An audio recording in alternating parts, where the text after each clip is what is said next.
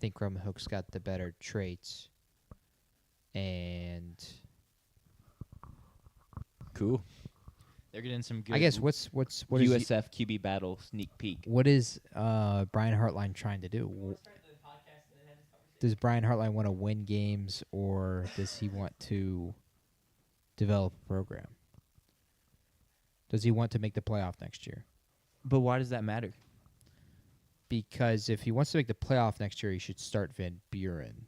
But if he wants to develop a program and be competitive for the following year, I think you start Chromenook. Sure. But we can start podcast, I guess. Let's do it.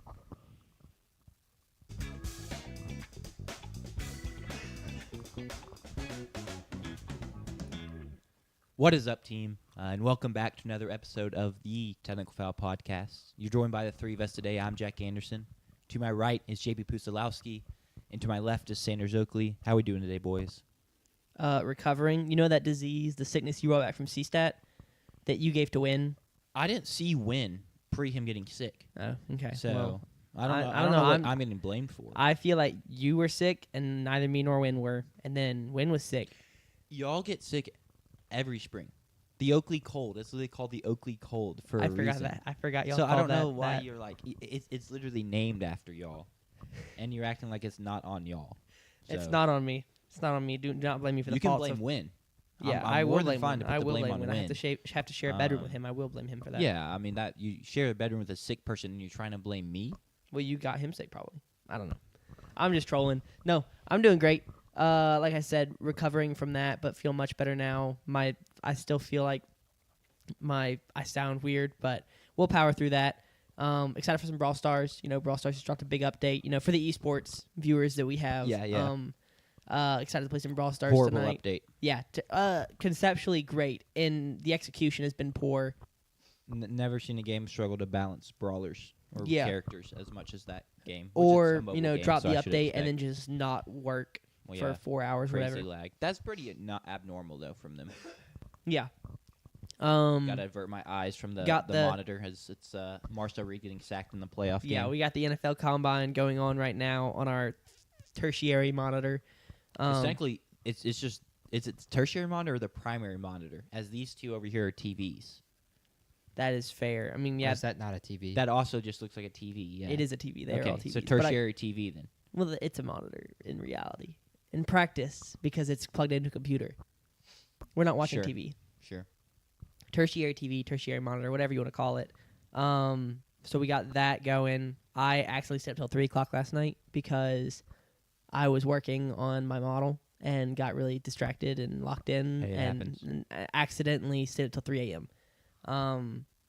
It happens to all of us, though. You know, you never just be like doing something, you're locked in, and then you're like, oh shoot, it's now 3 in the I morning. mean, JP was on here last week or 2 weeks ago talking about how his average sleep time that 1 week was 2 a.m. So I was up till 3 as well last night. there you go. I was not. I was only up till 1 a.m. yeah, no, I got an Instagram seems reel late. with you at 1 a.m. and I was like, I wonder what Jack's doing up this Yeah. late. It's a weird thing of like now that I'm married, my average bedtime is earlier, I would say.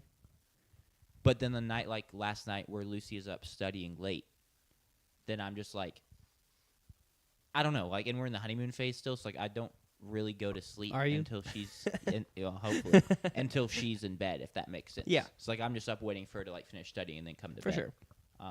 But normally she goes to bed earlier, so then I go to bed earlier. Yada yada yada. Not the yada yada yada. I'm glad The you're doing phrase well. is yada yada yada, I believe. Yada yada yada is better. But you say yada yada yada is how you that's say even it. better than You say, and you've said it that way for the last 118 episodes, and every time you say it, I'm like, that's just why do you say yada yada yada? is. I don't know. I just I've never noticed or thought about it. So I'm glad you're doing well though. JP, yeah. how are you doing? We're doing fine. Sure. Dealing with tons of projects. Obviously, the NFL draft coming. Sure. This show in general, what a project this show is. And then it's my final semester of college, so I got Big. Final projects. two classes, actually 3 classes with projects. Yep. Naturally. So dealing with all of that. Also, big times approaching. Arc Raiders update Yeah. on Sunday. Sure. And we are returning to Rainbow Six Siege this next season. Huge. Wow. When does the new season start? It starts next Tuesday. It'll start on Tuesday, and yeah, we took 2 seasons off, so roughly 180 days off, and now we will be returning for a warm-up season before our official return in Year 11 Season 2, which is when they're returning to the original ranked Gotcha. system, which That's was sick. the infinitely better system. I'm so. assuming you'll warm up, and then the next season will start sometime in the summer when you all Yes. have a little more time. It Makes should sense. start roughly the first week of June. Yep. Give or take. So Camera should be right back, team. Sanders is working on it right now. Cool. There, we're back. It's as simple as that. I just had to speak it into existence. That's sick, though. Yeah, I just had to tell my phone that I trust my computer after having it plugged in every show for the last 8 months. Sometimes stuff just doesn't really make sense. I got big game news today as well. It was the 10th anniversary of Stardew Valley, and they just announced 2 new Marriageville candidates to the game in Clinton and Sandy. How is that? I mean, both of ours have, esports scenes. Does Stardew Valley have an esports scene? Well, there's speed runs you can do in Stardew Valley, like community center completion. True. I don't know if anyone has speed ran. I'm sure someone has because it is one of the most played games of all time on Steam. But like speed running perfection, because that would just take a long time in the game. Yeah. But it's doable. And he honors the speedrun community. He changed recently the game. I guess the code got changed. It used to not be a random game. Like you could kind of, if I do this and then like hoe this spot on the beach, a piece of clay will pop up. But I guess he like upgraded the code or upgrade the system, so it is like completely random now. But like he leaves an option when you start a save to like go back to the legacy game type. So it's back to the old ways. It's not random. Yep. So he honors the speedrunning community in that way. But yeah, it is not quite the same in terms of Brawl Stars or Rainbow Six. I guess there's no esports for Arc Raiders. It's not that kind of game. So. No, not yet. It's also a very new game. I doubt they'll make one.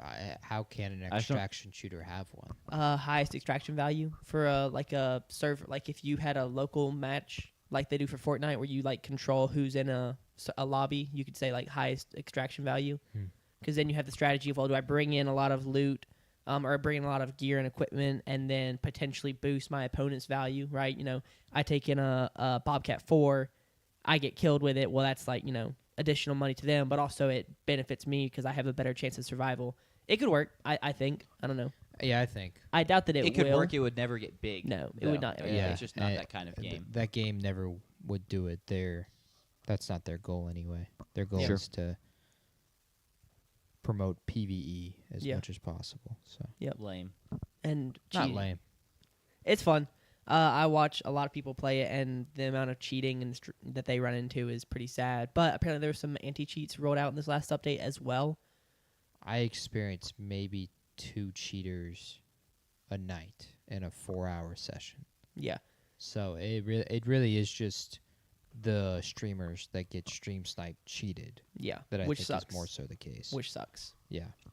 Does suck for them. Maybe just don't stream. Yeah. Hey, nobody ever stream snipes us. You Yeah, know? just don't make Yeah. money. Yeah, just don't make money. Yeah, exactly. Quit your Lose job. your livelihood. Yep. I'll I guess lay out the show. That's what I was looking for. The weekly segments are back. I know so many people have been asking for them back, so I had to appease the fans. That's a joke. Yeah, they're some of our viewed videos of all time. Mm-hmm. They are some of our viewed videos. And then we're just going to do like a March is right around the corner. It's literally 3 days away. With that comes March Madness. I've been seeing a lot of stuff on Twitter, Instagram Reels, YouTube about like, oh, I hear this song or I can't wait for like, and it's like Jack Golke highlights or something. So it's going to be a little Deep cut. catch up. I've stayed fairly locked in to college basketball this whole time, but as like more and more people are hopping on board, as we kind of come down the home stretch, most people have 3 games left before conference tournaments, and so it really is the home stretch. So we'll look at some of the best teams in the country. JP will take us through who can win the whole thing based on statistics and precedent. Historical data. We'll look at a couple teams on the bubble, look at some of the best players still playing and what we can expect to see from them in the tournament, stuff like that. A broad overview. We're not going to go like crazy in depth on any of those things or on any of the teams we could potentially get there later down the line as we have more time to fill on this Thursday show. But just kind of like what we did with the NFL, the NBA that one day of like, here's kind of a general overview. It'll be like that, just probably a little more structured. But with that being said, anything to add before we get into Yeah, I'm going to go ahead and my say weekly it. Short segments? show. Jack says it too often. I never say it. And every time, I think we're talking like hour 45 We'll see, here. we'll see. I think we're talking hour 30, hour 45. Because your weekly segments are going to take 15 minutes tops. Yeah, if Each that. of them takes about 3 minutes, and you've got three of Yeah. them. So I'm being generous when I say 15 minutes. And then we're going to spend another hour and a half or hour 15 on If that. college basketball. I doubt it. If So that. I think we're talking about hour and a half, hour 45 show. We'll see what else JP lobs out there. You know, is to Oh, fill I some forgot space. JP might have some stuff. He poses a big question. Given that he We'll didn't, see. given Makes that you he argue didn't for ask me to 30 make any minutes. graphics, I'm really hoping he doesn't just like he's throw keeping it a something out there. surprise. I Yeah. got nothing at the moment, but I'm sure something will come to mind. Yeah. All right, cool. I will say one quick tidbit. Florida, Caleb Banks is a defensive interior guy. Yeah. Just said we were watching the draft with sound on 30 minutes ago, and he is done with the combine. He did the 40-yard dash and didn't post. He posted like a 5:07. Yeah, unofficial. And he's done. He did he- the jumps as well. Yeah, he had irritation in his cleats or something like that, and that's just not what you want from a guy who didn't really play, right? I think he's already done enough. He that measured 40 really he well. ran, Okay, I and mean, the way he measured. I would have liked to see him maybe that was run the enough. drills, and also he has his pro day still. Yeah, that's true. It's still just like for a guy who didn't really play this year, you did 2 drills and now you're done. That's a little like He's going to get the first round. yeah, but like but that could have determined where he went in the first round. Like His 40, I think, is going to propel. I mean, the kind of a spoiler to my mock on Monday. Okay. oh boy, I think Caleb Banks, first defensive lineman taken. if Caleb you- Banks to the Saints at 8. does a edge rusher count as a defensive lineman? Yes, I was joking. Then no. But you do think he might be first interior guy? I think he has a really good chance at that. With the Yeah. competition of being Peter Woods and Candy McDonald. Yeah, that's fair. That I feel like that's not a terribly. I may have had that. I think I had Peter Woods over him in my Monday draft. Yeah. But yeah, okay, cool. Shall I take us through these weekly segments here? Yeah, get us. You reintroduce them and then. Yeah. So we have winner chicken dinner, which is basically my team of the week or team of recent thing. Since it's the first time it's been back as a weekly segment, a couple of these go back a couple weeks. That'll change moving forward. But I was looking for stuff to do. So this is my team of the week award, essentially. Yeah. Spanning all sports. It Yep. could be college, professional level. I guess it could be a high school or something. Aaron Glenn does not want to be there. He was asleep. No. I noticed he was on TV. No. That is brutal. So yeah, my winner and chicken dinner. new nomination for Rotten Egg. Yeah, Aaron Glenn falling asleep at the combine. So wait, you wanting me to reintroduce all 3 of them or just that and then Well, you can go? that's fine, but also the concept of being a chicken themed podcast. Sure. They are all chicken themed. Other ones, Cock of the Walk is like my player of the week. Yep. Coach of the week could technically win it. It's like your individual award. Yeah, Winner my Winner Chicken individual. Dinner is a group/team award. This Uh, is my MVP yeah. award essentially. And This then is me giving out the Heisman. yeah, Cock of the Walk is the individual winner, and then Rotten Egg is The individual Either. loser or Oh, the team yeah, loser. it's just, it is a team this week. it's a negative shout out for whoever deserves it. It's me saying basically shame on you for Yep. y'all's performance. Let's start with Winter with Chicken Dinner though, and it's actually a reoccurring team. This is their second time winning this award. Maybe the first team to ever win this award twice. Yeah, I think so. We've only done it like probably 12 times. This is true, and it's Boda Glimt. I was gonna ask JP to guess it. That's really Ah, sad. dang. You Sorry, rattled my it off. No, you my rattled it off apologies. very I quick. wouldn't have guessed it. Do Yeah. you remember us talking about them last spring? I do now that you mention it, but I would not remember that name. Norway Football Club. They're making a Champions League run. They're very interesting in the fact that due to the fact they play in Norway, they have like this long couple month break in their domestic season. So in the top flight of the Norwegian League, they're not playing right now, essentially because it's really cold, but also mainly due to research I was trying to do. And I'm not a meteorologist, so don't come at me if this is not quite accurate. they just have like almost no sunlight at this time of the year. They're north of the Arctic Circle technically, where they're located. Yeah. And so I was even seeing reports that like the sun never really appears over the horizon. It does kind of get close to like cast this like bluish light, so you can see, but like you never you never get a full like day cycle even. They're past that point a little bit. The days are starting to come back, but they've still not resumed their domestic league. With that being said, all they've done over the past couple months is play 5 Champions League games. So they're basically just sitting, they're training, they're preparing for these games.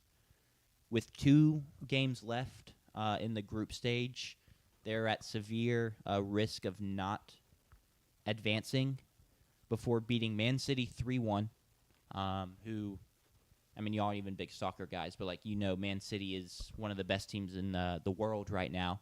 Beating them is very impressive. And then beating Atletico Madrid 2-1 in the final 2 kind of, like, qualifying games to advance to the knockout rounds.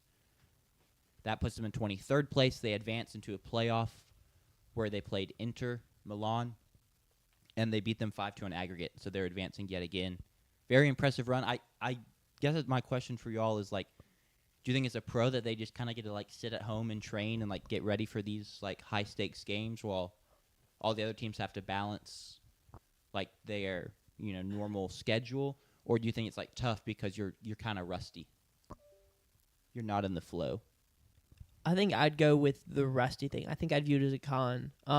Having never played soccer, like, I would just view it through the lens of, like, how we've seen these breaks affect college football, and teams coming back from, rust. And I think that's what I would lean towards, JP. Clearly it's not, right? It's working well for them. So maybe they're just, wired differently. I think it's pro, because I don't know the makeup of their roster. Sure. Or their sheet, as they call it. But having less film on them, recent film on them, makes them harder to predict, I would be my guess. And so I think that would be more so a pro. Also, soccer can be a really taxing sport. And I think having rest versus rust, I think, and at least in my opinion, is less of a conversation than it is in, like, football. Yeah. They are helped that, like, since they're so far out there, they don't have a ton of roster turnover. Their coach has been there for a while. They've ran the same system for a while. They've run a 4-3-3 for a long time now. So it's probably not a huge deal. Regardless, it's wildly impressive. A team from Norway it's kind of more supposed to be like a participation award for a team, like for whichever Norwegian team makes it. It's kind of like, congrats, you made it. You maybe, like, win one of those big games. Maybe you pull that massive result against Man City, but, like, ultimately you go home, you don't advance. And then, so for them to do so is very, very impressive. For Cock of the Walk, we will take it back stateside to Nikola Topic. Got drafted, I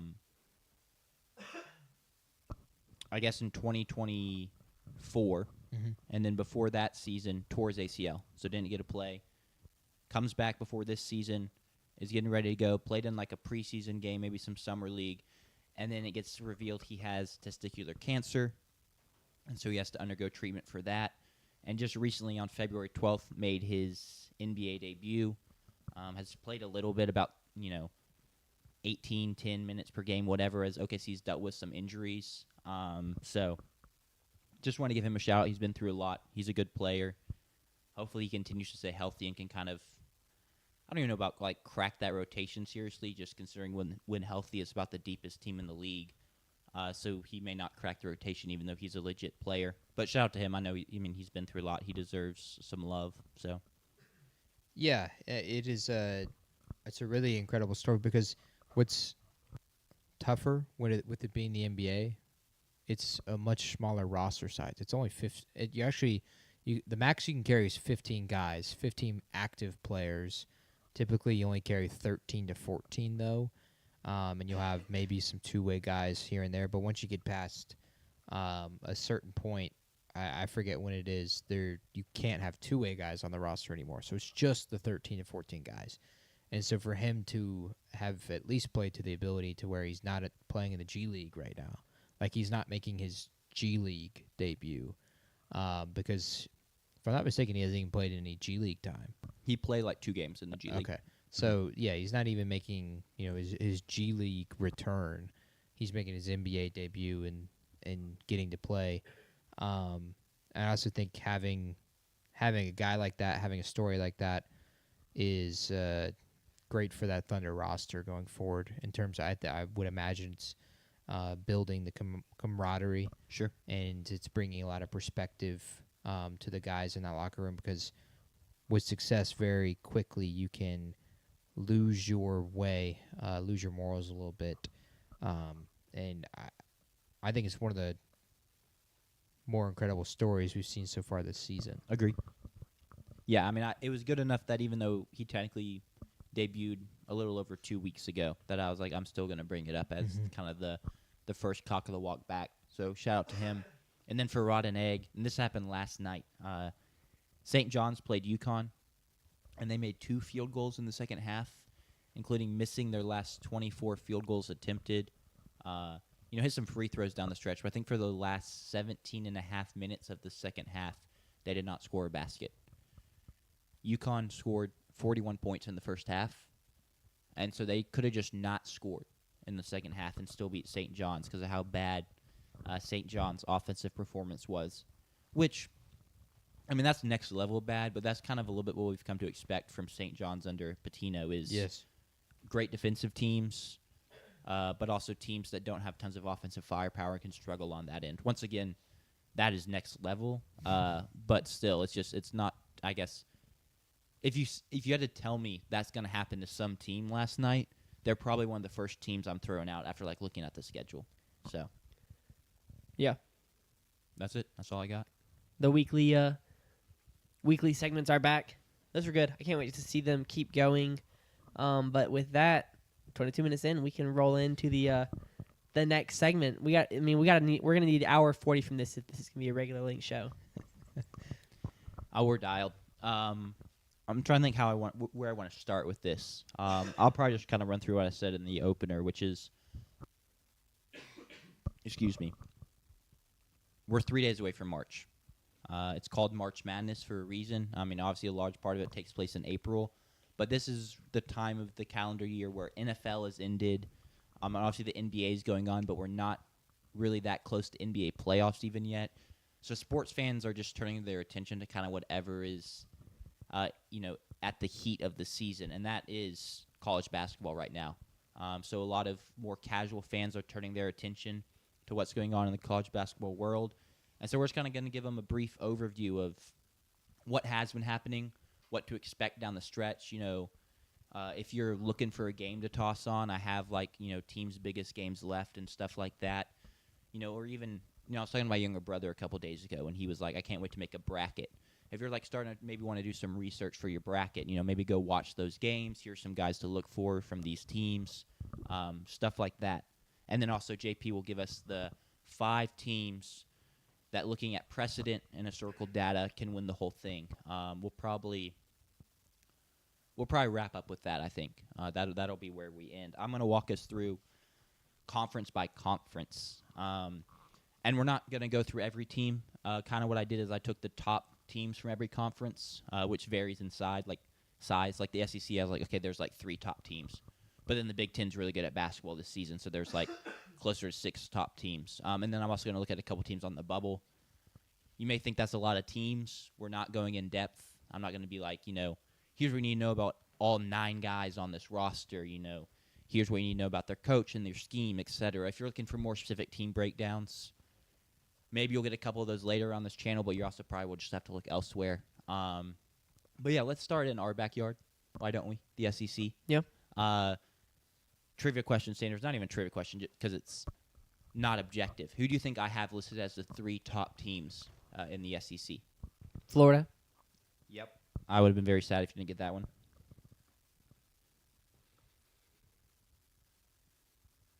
Vanderbilt. Nope. Arkansas. Yep. It's not Georgia, not South Carolina, LSU, Mississippi State, Ole Miss, Texas A&M. It's not Missouri. So is it Kentucky? No. Okay. Kentucky and Vandy were a couple teams that like I considered doing. I Yes. didn't do. Not Alabama or Auburn. Alabama. Yeah, I mean they're listed as a 4 Okay. seed right now. Okay. They're playing really well. We should know. The game against Mississippi State last night was less than pretty. Yeah, I was at an event and I checked my phone and Alabama scored 63 points at halftime and is up 30. I saw And Phylon didn't even play. saw So, people texting about it and said, "Oh, we played basketball last night. That's cool to know." Yeah. Good to know. Did see a State Twitter fan suggest benching Josh Hubbard. You saw that last night? Yeah, I did. Who? I'll have to go see if I can find it because Oh, he just was like he's man. not hitting any shots since his big game, which you let that good of a shooter try and shoot out of it. But also, who else are you going to bring in the game to like hit shots? Just a really bad misreading of the situation. But I just thought it's very classic Mississippi State basketball fans as we've come to expect. We'll start with Florida though. They're looking at a top 16 seed, probably a 3 seed, maybe even a 2 seed. They're playing really well as of late, led by their front court like Ruben Chinyelu, Thomas Hawk, Alex Condon. Names all of y'all should probably be pretty familiar with considering this team is the reigning national champs. All 3 of those guys were on the team. What has differed is their backcourt. You know, Walter Clayton's gone, Elijah Martin's gone, Will Richards is gone. And so they brought in a couple transfers to fill in that role. Boogie Flan from Arkansas and then Xavier Lee from Princeton, I believe. The guards have been a little hit or miss. Maybe not exactly what they were hoping to get out of them. They've not been bad, right? But they were some of the best guards in the portal. They don't always carry their weight. Thankfully, the front court is so good. They rebound so well with that size. Chinelu's a beast on the boards.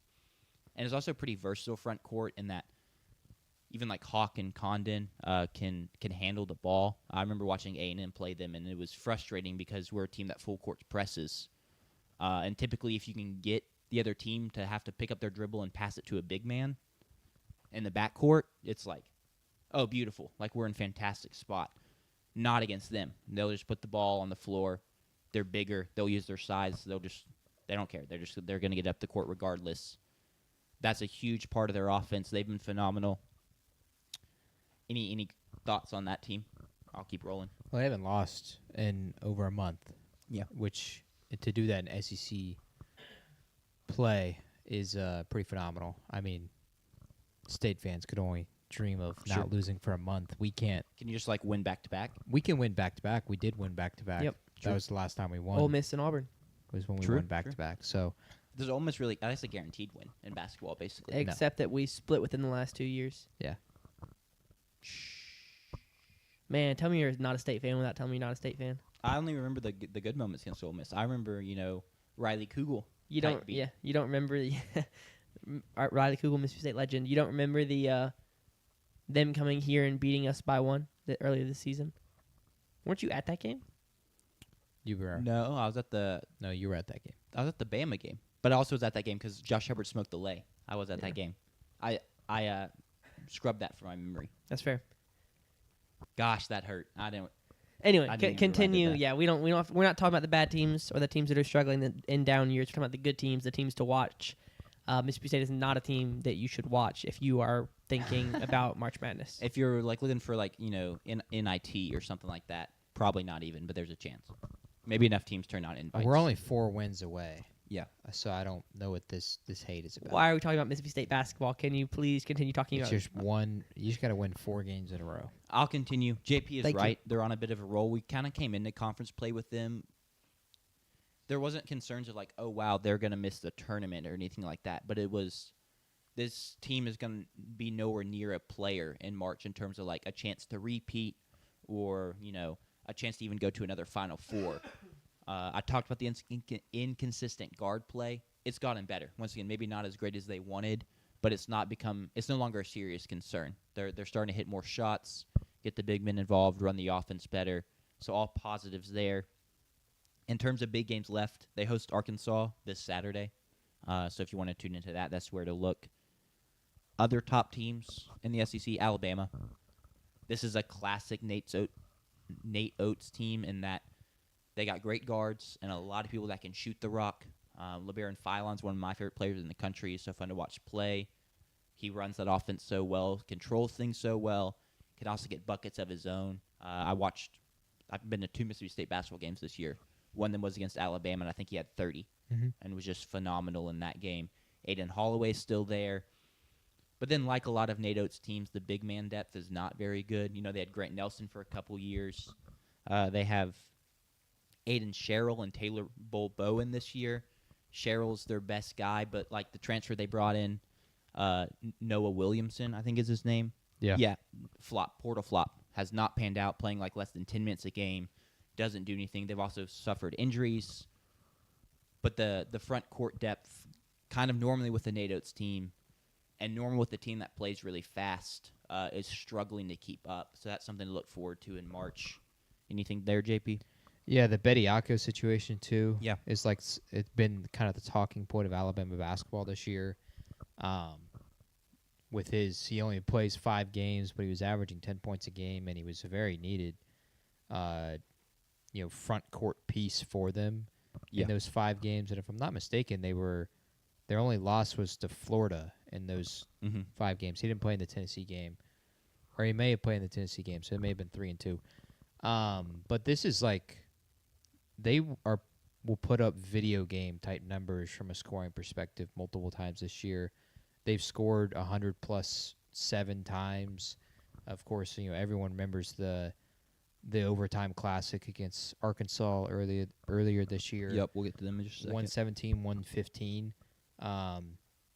They are a team that is built to. They can beat anybody, literally anybody, because they can shoot the rock so well. And I fully agree. I like Philon in terms of his ability to go get buckets whenever he wants. A lot of that is he plays the screen, the pick and roll game really, really well. He will get his defender on his back, whether that's they switched or the original guard that was guarding him, and then he'll just go to work. He'll get him on his back. He'll be just inside the 3-point line, and he'll hit a mid-range shot. He'll get to the rim and finish. He'll get to the rim and dish it. He'll draw a foul from the dude behind him.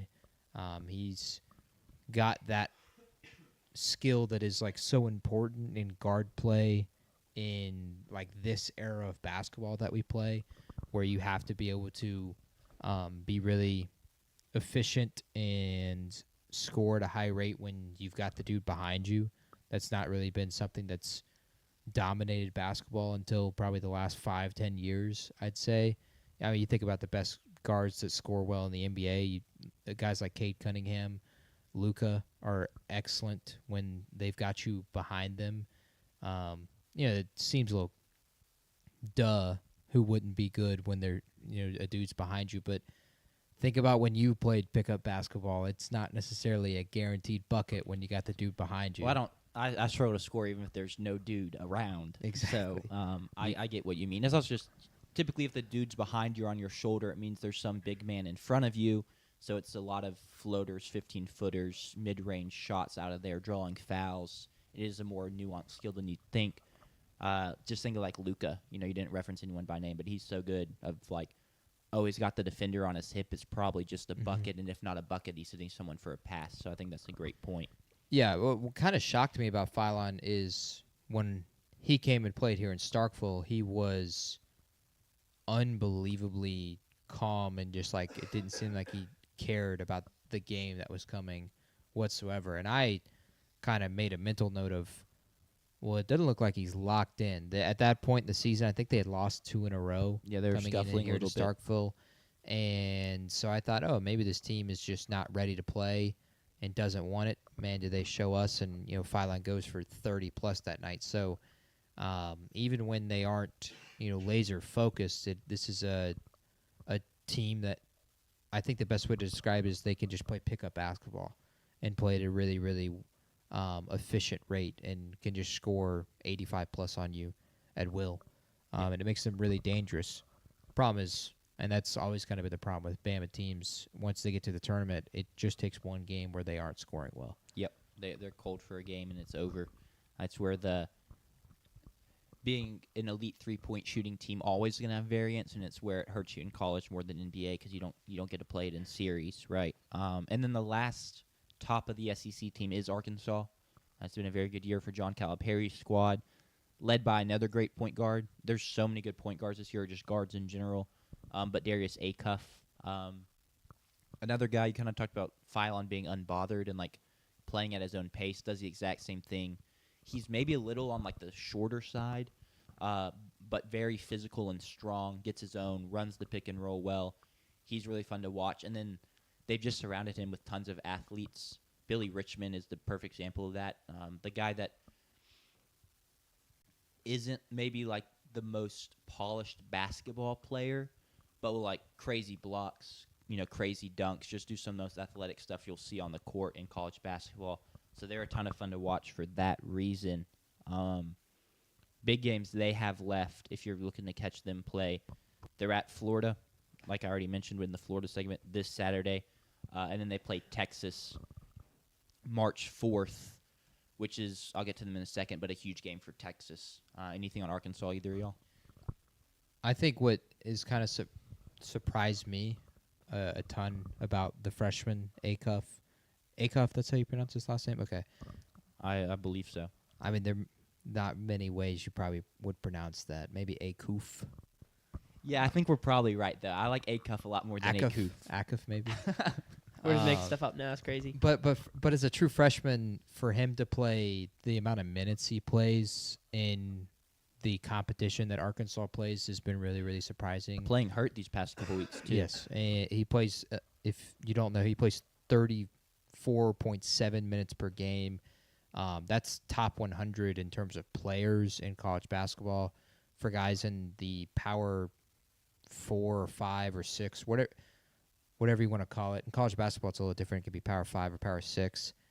That is like top 10 in terms of players in the Power 5, 6, or 4, whatever you want to call it. And he's just a true freshman. And like you said, he's playing through injuries as well. He's been truly incredible this year. And he's a guy that's going to almost like certainly be drafted in this coming year's NBA draft. Lottery pick for sure if he declares, in a stacked draft too, and in one of the best drafts in recent history. So, yep. And then quickly, just really quickly, SEC teams on the bubble. There's 3 of them. All 3 of them technically on the right side of the bubble. Like if you go to ESPN's bracketology, as of today, they're in the field. But it's Texas, Mizzou, and Auburn. Texas has really struggled to start the season. They've come on as of late. Phenomenal offense, horrible defense. It's really funny to watch any Sean Miller press conference, especially after losses. He'll say stuff like, we have a virus, and that virus is fouling people. And it's contagious. Like, we can't stop fouling. But they have a lot of offensive playmakers. Dalen Swain is phenomenal. You look at his points per isolation, it's up there with like some of the best ever in college basketball. He's surging up draft boards, looking like a first-round pick. Jordan Pope is there. Volca Titus, their big man, has pretty good scoring touch inside. So if you want to watch any game where both teams will score 90, turn it into a Texas game. And like I said earlier, their biggest game left, Arkansas March 4th, is a huge game. They win that, they're probably locking up a tourney spot. That's at Arkansas. It's like probably a quad 1A victory. Kind It'd of be huge. a sneaky rivalry, too. Arkansas and Texas, at least the programs, certainly feels that way with the football program. So I'm really curious to see how the Texas fans react with John Calipari and Arkansas and those Razorbacks coming into the building. I should mention, too, they also play A&M. They go to A&M. That's an old Big West rivalry, if I'm not mistaken, right? Where they're not both Big West teams. Well, I have no clue. Not Big West. Southwest. Southwest. Thank you. Classic. Not Big West. Yeah, there you go. That's what I was thinking. I was seeing the logo in my head, but I called it the wrong thing. Southwest. Yeah, I was like... Big West is out there, like, literally in California. Yeah, it's all the UC teams. Yeah. UC Davis, UC Santa Irvine, Barbara. my dogs from last year. Yep. UC Santa Cruz, the Banana Slugs. Shout out the Banana Slugs. If you know, you know. Other team, Missouri. They are also on the right side of the bubble. Team heavily propelled by guard scoring. I think I was looking today. Their top 5 scorers are all guards. Their big men don't contribute much in that facet, but they do have good size. It feels a little bit like other Dennis Gates Missouri teams in that, like, they're never elite, but if you just like catch them on a bad day, y'all know well from last season as a State fan, like they can get hot from 3. Dylan Cruz, I don't think that's his No. name, Dylan Cruz is The the LSU LSU baseball Washington player. National. but his last name is Cruz. If you get a first name check from EJP, that'd be great. I should have written it down. He's still there, great 3-point shooter. They don't have any more Caleb Grill. Jacob Cruz. Jacob Cruz, thank you. But they're another team in a solid spot on the bubble. Big games they have left. They also play Arkansas the last game of the season. A lot of Arkansas in terms of big games left. And then Auburn, clinging onto a tourney spot. It's not been pretty for them as of late. First year for Steve Pearl. It'd be a really bad look if he didn't make the tournament, just considering how he was promoted and whatnot. They've played a very tough schedule. It's really the only reason they're still in the field, considering they are barely above 500 as a team. But they're led by Keyshawn Hall, scoring 20 points per game plus, and then Tahad Pettifer. It's a fun duo. They, like Texas, though, they're outside the top 100 defensively, so can't really stop anybody. That's been their biggest issue all season. Yeah, one of the greatest defensive minds in college basketball was the tagline when they hired Stephen Pearl. That's gone really well for them. You know, I don't know. It's really tough. And then their biggest game, Alabama at Bama, March 7th. Rivalry, and then also you could end up at a spot. Maybe they split these next 2 games where it's like we have to win that one to really like feel good about our chances. And that'd be pretty. That's cinema right there. That rivalry maybe doesn't mean as much on the hardwood as it does, you know, in Jordan Hare or in Bryant Denny. But it I would mean think a ton that day. Of college basketball, it is up there. Sure. Like I think it's almost as close as the Iron Bowl, especially with how quality the 2 programs have been in the 2020s. It's definitely heated up as of late because of that, because of the Bruce Pearl, Nate Oates. Now it's Steve Pearl. But yeah, they're in a bit of a precarious spot. They need to pick up a couple more wins down the stretch. That's all I have for the SEC. Anything else y'all want to add? Mississippi State's only 4 games away. Sure. The 4 tournament games Not you have to wrong. win? Yes, correct. Sure. So don't give up hope on them. We have beaten 2 of the teams that you mentioned today in Yep. Auburn and Texas. Yeah, 2 of the bubble teams, not the 2 of the actually good teams. Correct. It is what But it is. all you need is one of those teams to get upset. You just need an easy path.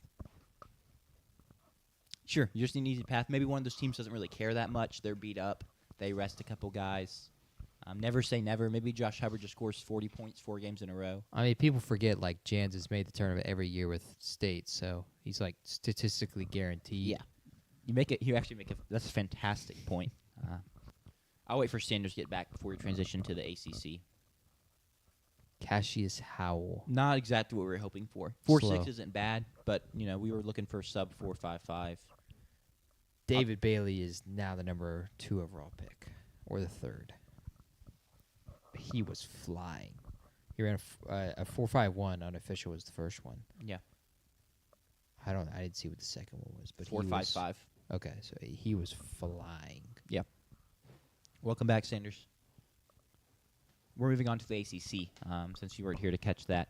I'm asking you the same question. I have 3 ACC teams kind of in my top little tier.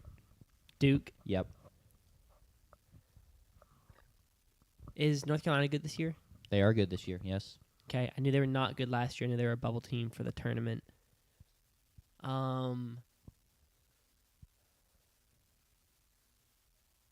Louisville? No, Okay. they're good this year. They Okay. could have been a team I did, but I wasn't. I was once again I was trying to keep this segment a little shorter, not multi-hour. So not Louisville. Not knowing this would offend Jack. Yeah, is it Virginia? It is Virginia. I To a was degree. thinking Virginia, actually, Great first before you season said that. for Ryan Odom. We're very very happy with what we've seen. Tony Oh, Bennett. it's weird now. Mhm. It's Tony, a we. It's Tony- a we moment. Tony Bennett got honored. It's now Tony Bennett Court. He also took a job with the Lakers.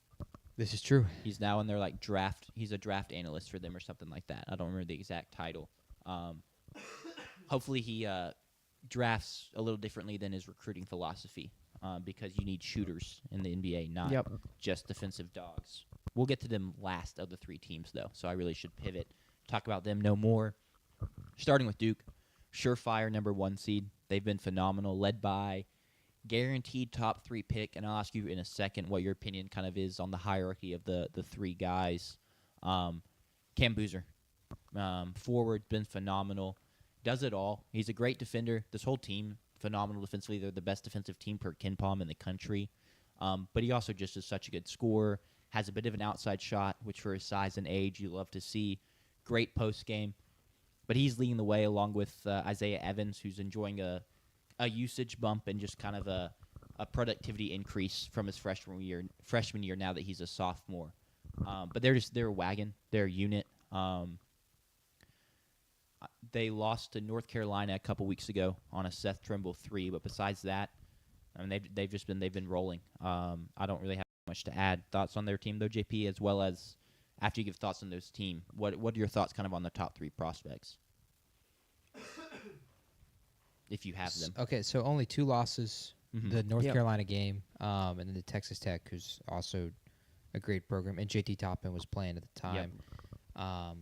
I thought the win over Michigan, and like, it's funny, and then the way that they put that together, where both Michigan and Duke are Nike schools and use Nike basketballs for games, and they switched to the NCAA tournament ball for that game to try and simulate it a little bit. That is like, it felt like kind of a Final Four preview kind of game. Sure. It almost makes me wish, Final Four games were played in like actual basketball arenas sometimes, with the way that game felt compared to the way a Final Four game actually looks and feels. They clearly are another really well coached Duke team, and that's what it's so fascinating at year after year. Seeing these teams that are built on freshmen and bringing in freshmen, how well that they can get them to play Duke basketball immediately. How well Calipari was able to get his Kentucky players to play Kentucky basketball, and not make mistakes, and not be the reason, not make freshman mistakes is the big thing. It's really been incredible to see, and I thought the win over Michigan was the best win anyone's had this season, to be honest. I don't disagree. At this point in the year, Michigan's phenomenal. We'll get to them later. Huge test for Boozer too, just considering who Michigan has in the front court. As far as the hierarchy goes between Darren Peterson, AJ DeBonsa, which I'm pretty sure I just butchered that. No, I think that's right. AJ DeBonsa. Well, there's now rumors it could be no. DeBansa. Oh, Okay. I've heard only DeBansa for like 5 months, and now here we are, potential DeBansa. But no one is going to get on you for saying DeBansa, because that is one of the common pronunciations. Yeah, it definitely doesn't deserve but it's not a butchering. No. Okay. You did not. It might have been a lack of ball knowledge, right? If you haven't done your research, but also none of us know. I would that's not a butchering though. Well, apparently everyone, it's Vega doesn't go by Vega. by Oh, the so way. we were lied to. I just got that report today. Oh boy. That I was lied to. Field Yates said something else, and Mel Kiper agreed with him, and so they were making a deal about making sure they pronounce his name, which I just pronounce wrong. Pronounce his name correctly. Yeah. And I forgot what it was, so we're gonna have to learn whatever that pronunciation is. We will learn by draft night. Yeah. Yes. Anyway, Promise. with Darren Peterson, Cameron Boozer, and AJ DeBonsa, I think with Boozer's size only being 6'9", I think he is just going to end up finishing third out of those 3 guys. I think he's a really dominant big man, and it was really good in the post game, but I don't know how much that translates to the NBA in terms of like every single team has a 7-footer, and a lot of like if the team he'll play on might have a 7-footer, meaning he's going to play power forward. Well, when you go to play power forward, now a lot of times you're going to be guarding Pascal Siakam and Kevin Durant and Jason Tatum and really LeBron James, really athletic power forwards. So him being like right there in between of he's not athletic enough to be one of those guys, and he's not tall enough to necessarily match up with a 7-footer. I do think he is picked third out of those three guys. Yeah. I think that's almost kind of a guaranteed for me at this point. Which you have to be careful saying that because the Duke faithful, I mean, it's just a massive fan base. Yeah. They take it very seriously. Yeah, I don't mean it as an insult on his Correct. ability to play. I think college basketball is a completely different game than the NBA. There's a reason that like Tolu Smith was an incredible big man for state. Just use a specific example because the game can be played from the post a lot more. The Sure. size isn't as big. The length isn't as big. The speed isn't as fast. And so a big man can play at that height and in that physicality and have those kinds of dribbles. He doesn't have to be able to spread the floor whatsoever. So it's not a slight on. It's also it's goofy for that to feel like a slight when he's being compared to the quality of players Correct. that are DeBounce It- and Darren Peterson. I also have him third, and it's really more as great as he is, he's almost gets knocked for being such a steady force, and I do think this legitimately matters when it comes to scouting. You're trying to split hairs of like DeBonce and Darren Peterson will make plays that like just purely wow you and get you so excited about what they could be and what their potential is. That I think that'll propel them to higher draft value than Boozer has, just because I think their ceiling's higher. Like you see legit, potential for superstar with those two guys. Think about the teams and franchises that are ideally in their hopes are drafting in one of those top 3 spots. That's obviously not been guaranteed, especially the last 2 years. But think about like the Kings and the Pelicans and the Wizards and those kinds of teams. What should they be trying to do is find that kind of superstar, but also I think of it like from a money perspective. How are they going to sell tickets? And Darren Peterson and DeBonce are going to sell more tickets than Cameron Boozer. Sure. I think that's kind of a guarantee. That's even with Cameron Boozer being an NBA legacy player from his father Carlos, and who was playing at Duke, which everyone loves. Yes. He's really good. I don't want to make it look like we're dogging on him. I'll wait to ask your opinions on the other two, like where you Okay. have them ranked when we get to those teams. Sure. We're going to talk about both those teams. But he's phenomenal. He's a fantastic college basketball player, and that's what we care about at this moment is how good he is in college. And yeah, he's just been phenomenal. I have no worries about this team come March of like they may. Never say never. It's March Madness for a reason. But like I don't really see this team dropping a stinker, largely because once again they're the best defensive team in the country per KenPom. Big games they have left.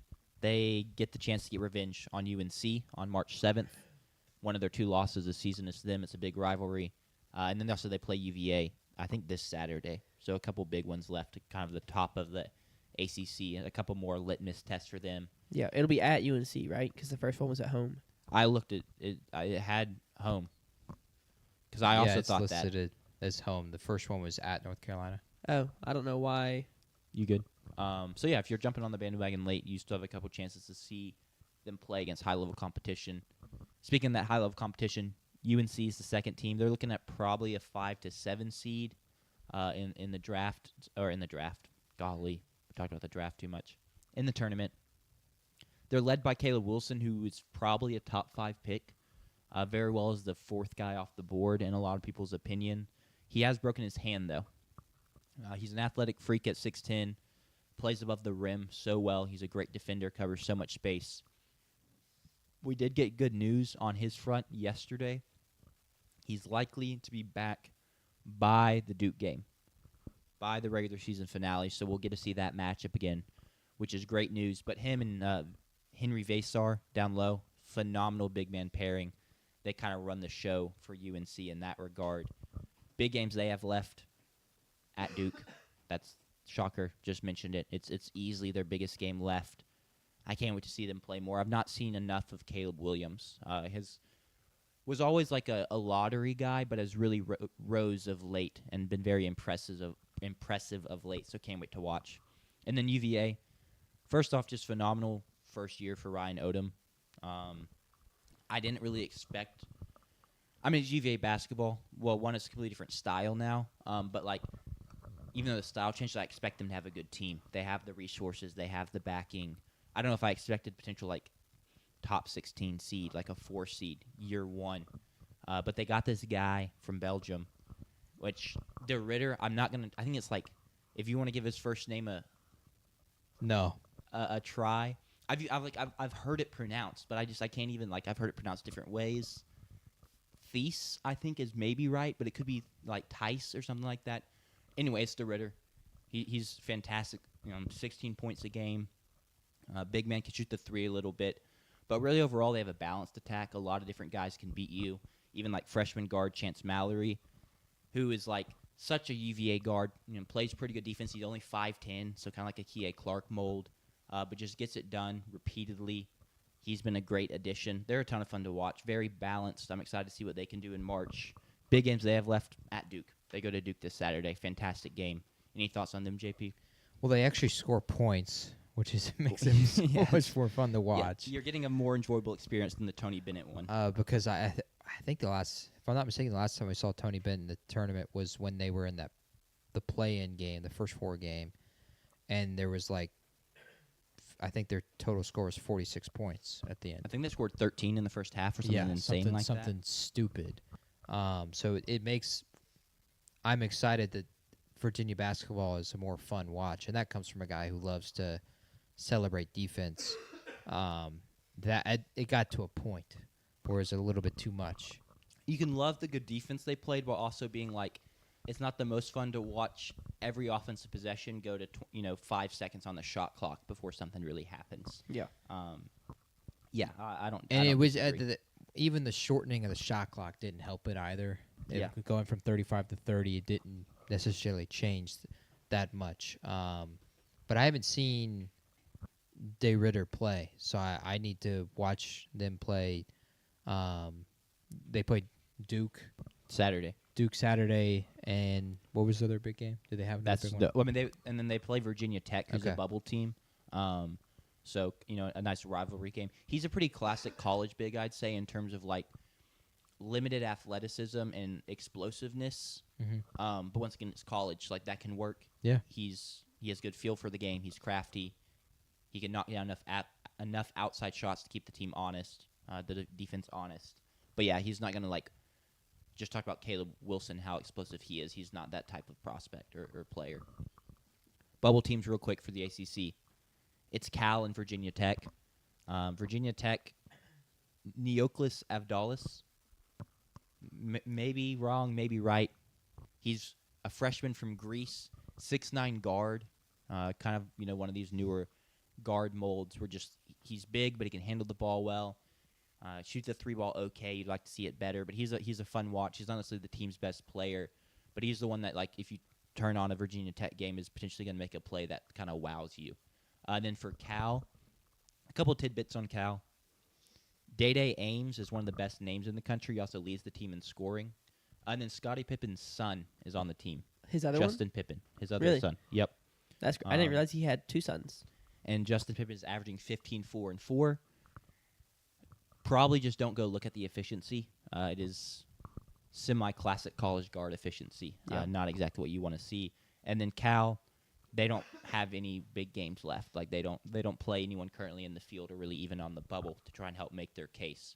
So they may just be cooked, barring a tournament run or something like Yeah. that. Anything else on the ACC? If not, I'll move to the Big 12. Keep it rolling. Sorry, y'all bear with me. I got a little cough. I feel totally fine. It just kind of feels like I have a little something tickling my throat, if Yeah. that makes sense, which is really frustrating. Same. I almost would just rather feel worse because then there's something actually wrong with me besides just I'm totally fine. I feel like I sound fine, Yeah. but no, I just randomly got a cough. Big 12, Houston. Mm-hmm. I have 6 teams in the Schubert. top of the Big 12. This is probably the best conference this year. I mean, them and the Big 10 are pretty neck and neck. Houston, Iowa State, BYU, Yes. You're missing a couple Kansas, yeah. Texas Tech. I think you Yes. said earlier that they were good, and that's even with the injury. Well, we'll get to that in a Okay, second. okay. And then one more. Yeah. Is it Arizona. Yes, it is Correct. Arizona, who could end up being the number 1 overall seed. Yeah. I won't start there because I want to hit Texas Tech real quick and talk about the injury to JT Toppin. He's their best player. It was like him and Christian Anderson were like the guard forward duo. Did it all for their team. There's other good players on the team, but they were clearly the dynamic duo, the team that led that offense. Toppin tore his ACL. A bummer. I loved to watch this team. I had high expectations for them come March Madness time. I mean, you all even know I was high on them last year, and I was kind of ready to see that continue with another year of growth and development. I'm not going to say they can't, make a second weekend or something. They have other good players on this team. Christian Anderson's my favorite guard in the country. I think he had 30 last night or a couple nights ago in a big win, kind of being like, all right, JT Toppin's not here now. I got to go do my thing. But they had beat some of the best teams in the Big 12. I think they were one of the teams that beat Arizona. So they had this legit, Final Four potential, and I think that's gone, and that makes me really sad. Just because of how much I love this team, and I'm a Texas A&M fan, so I don't really actually like Texas Tech. So for the team to win me over is pretty impressive, I guess. But yeah, it just makes me sad. I don't know if you have anything to add on that. If not, I'll just kind of go back to the top. I guess the spin zone I'll put on there is I love Christian Anderson, like I said, so now I get to watch him be the true alpha and Yeah. just have to try and hit every shot. Arizona. They've only lost 2 games, similar to Duke in that regard. They're very balanced attack-wise, good guard play, good forward play. Braden Burries is rising up draft boards because he ended up being a lottery guy. As a guard, he's been phenomenal. Koa Pete, another potential lottery pick. He's in a tough spot, though, because I think he's even a little shorter than Cam Boozer, and so he's in this where he's you kind of play more like a center. You don't really have a great outside shot yet, but you're probably not going to be big enough to do that in the NBA. So he's a bit of a tweener prospect, which is tough for him.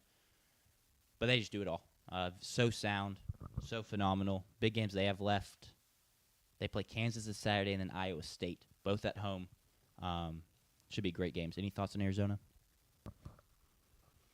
They, well, I guess I'll talk about this when you talk about the other 2 teams, because there's a very interesting seeding scenario that could really screw over a few of these Big 12 teams, because there's so many of them are so good, and there are seeding requirements. Correct. I'm pretty sure it's. I know that one for sure is you can't have 3 from the same conference as the 3 of the top 4 seeds in a given region. And with there being so many good Big 12 teams, it big seeding potential problem. But continue, and we'll get to that. Houston's the next team on the list. They're looking at a 2 seed, maybe a 3 seed. Elite guard play. Kingston Flemings has come in as a freshman out of San Antonio. Their leading scorer has been phenomenal. Plays such a good pace, great quick twitch, help him accelerate. Plays ball screens really well. Just yet another freshman guard that has such an advanced feel for the game. How are you a freshman and doing some of the things he's doing? Sharp is still there. Milos Uzan is still there. A couple other more experienced guards. Sharp is the sharpshooter, the one that kind of choked the Duke game last year. Their issue this season is they have no reliable inside scoring. Chris Sinak is another freshman. JoJo Tugler's still there. Great defenders, great interior defensive players, but not someone that you can throw an entry pass to and trust you to get a bucket in the post. This is Houston? Yes. Isn't that how they were last year? They didn't have guys taller than 6'7" or something? Yes, but Jawan Roberts was there last year, and he was someone that could get you a bucket inside a little more consistently than either of these guys, too. It is a semi-common Houston thing to be led by their guards. They're just even more guard-dependent this year. They've had a couple games where it's everything is, or almost everything is deep 2s and 3s because you are just really struggling to work the ball inside, and they're just eating that up. So that's something to look out for, but Kingston Fleming is such a good watch. Big games they have left. Not really any, to be honest. They do play Baylor next Tuesday, but Baylor's not even going to make the tournament this year. They're not very good, but that is probably the best team they play left. They're one of the few Big 12 teams left I'm going to talk about that don't play one of the other really good Big 12 teams. Any thoughts on Houston? Yeah, until the Big 12 tournament. This is where I'd like to mention it. Houston is in a spot where they could get like screwed out of getting to play if they make it there, the Sweet 16 and the Elite 8 in Houston. That's one of the four like big regions that'll merge, and it's because they may end up being behind Iowa State and of course Arizona, and that may end up causing them to be in a spot where they would be the third Big 12 team if they are a 3 seed, and then they're going to get moved away from Houston, or they would be not the 2 seed that gets that Houston selection, and they go to one of the other regions. And it's seeding is always it's such a like no one really thinks about it with the seeding, but there are so many different like criteria that have to occur. And there's a few great guys on Twitter that you can find that will seed the tournament for you and talk about why this was chosen and this was chosen. Yeah. And that's how you find your groups of death, your regions of death, that can give another team the fraudulent tournament run, which you could say. So it's something to look out for. We don't know enough about it. There's still conference games to play in the conference tournament itself, so a lot of that may end up getting figured out. But it's something to look at where Houston may not get to play in their own region and get to play in Houston, instead have to go play in Chicago, Washington, D.C., or San Jose. Sure, it's a good point. Lots of implications still out there, and a lot of things to The still best be thing they can decided. do is go and win every game from here on out. If they win, I think if they win out, they're pretty much guaranteed a 1 seed. No, Depending on what the other ones do, but there's a very good chance because, yeah, it's like, I mean, they, in terms of all the top teams left, probably have the easiest path. In terms of, like, their last 3 games, none of them are really that hard. Like I just said, none of them are against other tournament teams. So, next, BYU. Another favorite team of mine, that's because I'm an A.J. DeBonsa guy. He's my top player, has been all along. I would take him first overall. go Cougars. Go Cougars. The explosiveness and athleticism he has, combined with, yet again, and for another freshman that just feels like they're already advanced in their feel for the game, as well as, like, when he gets post touches, he's not just spamming, turnaround jumpers the whole time. He's relentless trying to get to the rim. He has multiple moves and counters out of post touches, in the high post and etc. He's just 6'9", 6'10", maybe not the best dribbler of the ball, but good enough to yet again help him get downhill. He's averaging 7 rim attempts a game. Now, his usage rate has been crazy high and has been even higher since R.I.P. Richie Saunders tore his ACL to end his college career. But he's just such a fun watch. Once again, just a freak athlete, makes wow plays, hits tough shots all day long because other teams know he's going to try and get his shots off. Has shot the 3 ball okay this season, enough to, like, still feel very confident in it going forward. He's just a freshman in college. But he's there. Like I said, Richie Saunders tore his ACL, so that's another piece of the team gone. And then Rob Wright had kind of made up the third part of that 3-headed monster. They're missing part of it, which is really tough. I think it's going to limit their tournament upside. But Rob Wright's a great shooter. I think he's shooting like 45% from 3. It's just been lighting it up. But it always was AJ's team. But Richie did a lot of kind of the settling down and, like, making sure the team got into their actions and, like, maybe running some more of the advanced offense, while AJ was a lot more of just an ISO guy. You've lost all of that. It is now just solely like, AJ, can you get us 35? And, other guys can hopefully hit some shots. And that's scary. I mean, they literally just lost to UCF by, like, I don't remember what the final score was. They were down by, like, 30 at one point, though. It was bad. And UCF didn't even have Riley Kugel that night. So, a shorthanded UCF team. Big games they have left. Texas Tech. They play Texas Tech March 7th. Thoughts on BYU, though?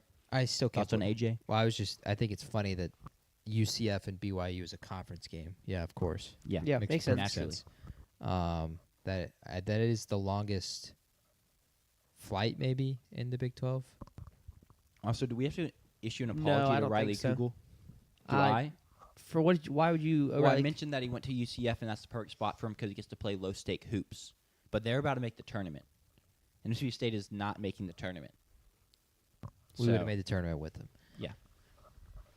Debenza, what surprises me about him is, like you've said like multiple times with these guys, these freshmen especially, they look so like developed and they look ahead of their time. And how are you 18, 19, 20 years old? He like already has like, you talked about his ISO play. He already has like an NBA level bag, and it is like unbelievable to see that at this young age. And it makes you like, it makes for him to also then be 6'9", 6'10", really excited about what he could potentially do. Makes me a little giddy, honestly. Yeah, in the NBA. Shout out Josh Giddey. It's not just like he has ISO moves, though. He has great finishing moves. He has multiple moves he can go to when he's attacking you in transition. And I hope that he gets to... I hope he plays well enough that this is a guy who we get to see like multiple tournament games from, because I do think he has the ability to deliver some all-time classics. Agreed. And of course, as a BYU fan, I hope BYU gets to have a very prolonged tournament run because of the talent that he is. But the loss of Richie Saunders is potentially, like you said, going to eliminate a lot of that upside. I guess we haven't talked about Darren Peterson. Let's talk about Darren Peterson. Yeah, and then we'll go there. Cool. Last thing, you mentioned DeBonson transition. I think actually my favorite part about his game is what he can do in transition, but really just how long of strides he takes. He can cover so much ground, and they're like... It's Giannis level. They're these long, bounding strides, and it helps him in transition immensely because he can just like blow by people just striding by him. And also, since they're bouncy, he at any point can like explode off of one leg to, dunk it or, tough layup, whatever. But also even just when he's set up and he's facing someone up and he does like a little rocker step or something and then takes a side step or even just like goes to the rim, he gets to his spot so fast because of those long strides and how explosive they are despite being long. It's wild to watch. Calling it Giannis is insane, but also like pretty accurate when you watch him because he doesn't most of his game is not like Giannis, but he does kind of have that aspect. But yeah, we can move on, and Kansas is next. They're looking at about a 3 seed. Their biggest question, and it's been the question of the college basketball community for like the past 3-4 weeks, is how are they going to handle Darren Peterson? It's been this weird thing where like he randomly will like kind of sub himself out late in games. He's clearly injured in some capacity, but it's like, how are you as the player dictating the terms of your play time and how you're going to handle that injury and like when you're going to come out, yada, yada, yada. It's kind of led to this weird segmented Kansas season where it's like they're one team with Darren Peterson and then they're just a completely other team without Darren Peterson. The good news for Kansas is both teams are pretty darn good. They've won big without Darren Peterson. They've won big with Darren Peterson. Other guys on the team, Floyd Badunga has been great. And yet another year at Kansas. Melvin Council's been really good. It's a really deep Kansas team. And then you add what you wish was more of a sure thing in the elite prospect, the, transcendent prospect in Darren Peterson, but he's just kind of been a little iffy.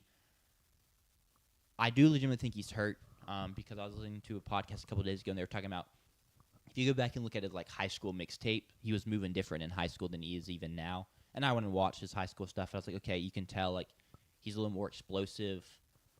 Because right now he's honestly playing a lot more like just behind the 3-point line, like movement shooter, and he's elite at that. Like that's a fantastic thing to have on your team. He's just one of the better shooting prospects we've had in a minute. But he has lost some of the playing in the pick and roll, the getting downhill, which leads to him being able to find guys cutting and dishing out for assists. Kicking back out to 3-point line. If you look at his stats, he actually is averaging less assists than he is turnovers. He's having 1.4 assists per game and 1.5 turnovers per game, which is not exactly what you want out of an elite guard prospect or just an on-ball guard in general. But thoughts on him, thoughts on this Kansas team, kind of where are you with that, JP and Sanders? I know where I am, but I'm the less informed basketball fan, so I'll let JP go first. Oh, where are you then? I'd be curious to hear. I am a Twitter basketball fan, and we've talked about this before, right? I send stuff in yapping. It's like, what's happening here? What's this clip? Mhm. What's this 15 seconds of no context mean? And there's just a lot of 15 seconds of no context clips of Darren Peterson and his mannerisms and, like, gestures to his coach and interactions with his coach that concern me. Because I actually talked to a Kansas fan last weekend, and he was like, yeah, at first it was, we'll just wait until conference play, or it was preseason, right? They're doing their scrimmages. Like, we'll wait till the season starts, and then he'll lock in and he'll care and he'll, put the pedal to the metal and nose to the grindstone, all those phrases. And then it was like, well, wait till conference play starts and things get intense. He just doesn't care because he doesn't have to care. He's just that good. And then it's, well, wait till it gets really intense. And it's like, well, now it's wait till the tournament starts. And I'm kind of out on Darren Peterson. I don't like the things I hear about his personality and the stuff I've seen and the ways I've seen him interact with his coach. And I don't know why you'd expect that to just keep, like, why you expect that to change. Out how? Like, I wouldn't draft him. I wouldn't draft him. Okay. No, I mean, like, eventually, yes, I'd draft him. I would rather have AJ Debonsa for sure. Debonsa. Would you rather have Boozer? I think I'd rather have Boozer. Okay. I think I'd rather have Boozer. I think I'd take him third. I mean, all your concerns are somewhat legitimate. The weirdest thing for me is, like, Bill Self has done this for a long time, and we can't even really get, like, clear answers in post-game press conferences. It's almost like he doesn't really understand what's going on, and so that's just kind of a little strange to me. But the talent's definitely there. JP? Yeah, it's. I think what surprises me the most is because they're so good, they can be so good without him, and they are just as good, if not a little better, with him. It's weird for me with Bill Self in that relationship in that it's not like he's trapped. Kansas is not trapped. They maybe there's some part of his NIL contract deal has some clause somewhere that we don't. You're not know allowed about. to diss me in press conferences. Yeah, and we'll never know about it. Yeah. But Have to they play are this not many minutes or something. They are not trapped. Like, they don't need him necessarily. Now, spoiler alert, they can't win the national championship, but they don't need him to, be good enough to do that. Let me double check that, make sure. Yeah, they can't win the national championship. Sorry, but I do think he's hurt as well. It feels that way. It looks that way. What injury does he have? I don't know. I can't really designate one. But I do think with his upside, he's worth a team drafting him that is already a little bit established in the NBA. Sure. I wouldn't Like the draft Thunder. him.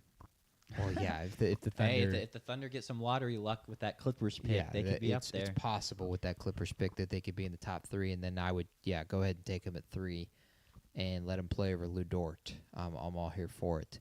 Yeah. But I wouldn't draft him if I'm like the Kings or the Pelicans and I need some young guy. I'd rather go with Boozer or Debonsa. But that being said, I still think he's better than Boozer at his best. And I do think, like, if he is hurt, well, then he's playing a kind of a substantial amount of minutes hurt. Yeah. He's playing NBA level minutes hurt. And so I don't think, like, you can't question his toughness necessarily. There's something to be said in that if he is hurt, then he's protecting himself to a degree and making sure that he doesn't injure himself to a much larger degree and hurt his draft stock a ton. But also, if Bill Self's been doing this a while, why wouldn't he just, like, he's going to take care of his kid, you would assume. If he truly is hurt, why is he having to do this? Why is Bill Self not taking... That's the weird thing, and it's like, is it on an agent's part? Because I'd agree. It's like, okay, if you're just hurt, if you would at least just come out and be like, I'm playing through this injury. That's why the minutes have been kind of weird, and, maybe sometimes if it is... Yeah, like that's why I'll hit a 3 and then be like, hey, it's time for me to sit down. Well, that's why I'm like, if it is a hammy issue, like, it just randomly flares up. But there's also a thing like, that it's like, is the thing his agent's like, you got to play a little bit because if you do want to go first overall, like, there's these guys hot on your heels. And so, like, go out there, do what you can, put some stuff on tape. And, like, when we think enough is enough, then you, like, can come sit. And fortunately for teams drafting him, I guess he could lie to them, but they will end up through pre-draft meetings, pre-draft process, get more of a a full picture of what was happening, what was going on, because it is a little strange, and maybe there is even a thing too of like, I doubt it, but like conspiracy theory type, like he has a destination he really wants to go to, and so he's trying to like, play kind of a long con or like play his cards just right to end up getting drafted by that team, which is stupid because that team could fall 5 spots in the lottery and then it's just over. Or maybe he does just want to go to a team that it would be all his or something like that. I don't know. Yeah, it's not like the NFL. Nothing is guaranteed in terms of those lottery teams of where they Correct. land. But again, it goes back for me to the Bill Self in Kansas is not trapped because they are good without him. Yeah. Which, again, it just adds another layer of it feels like what he's doing is he feels like they are trapped. And because I'm getting paid, I don't know, $1.5 million, whatever his NIL value. That's what I just looked it up. That's what his guested value is. It could be $2 million, whatever it is. He feels like they are trapped, and I am able to take advantage of them. So I don't know. There's many layers to it. It's been unpacked, like Jack said at the beginning, for the better part of 4 weeks, 6 weeks, 8 weeks.